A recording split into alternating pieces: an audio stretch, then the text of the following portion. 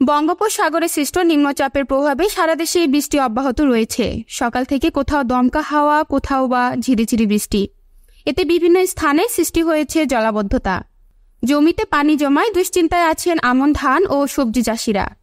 এদিকে কক্সবাজারে কয়েকদিনের ভারী বৃষ্টিপাতে অধিকাংশ নিম্নাঞ্চল প্লাবিত হয়েছে। এতে চরম ভোগান্তিতে স্থানীয় বাসিন্দারা।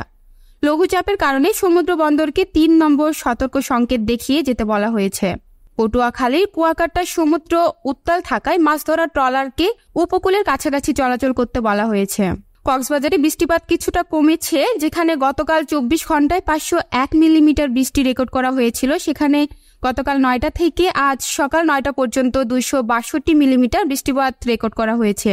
পানিও অনেকটাই নেমে গিয়েছে। তবে কক্সবাজারে শৈবাল সড়কে পর্যটন কর্পোরেশনের মডেল, যেখানে এখনো পানি নিমজ্জিত রয়েছে। পুরো এলাকা জুড়ে পানি এবং নিচতলায় পুরো পানির কারণে এখানে যারা কর্মরত রয়েছে তারা অনেকে অফিস করতে পারছে না। বিশেষ করে বাংলাদেশ বিমানের একটি সেলফ কাউন্টার রয়েছে, সেখানেও গাড়ি প্রবেশ করতে পারছে না। রাস্তার মধ্যে গাড়ি রেখে কর্মকর্তা কর্মচারী যারা রয়েছেন তারা কিন্তু পানি ডিঙ্গিয়ে অনেকটাই দুর্ভোগের মধ্য দিয়ে কাউন্টারে গিয়েছে।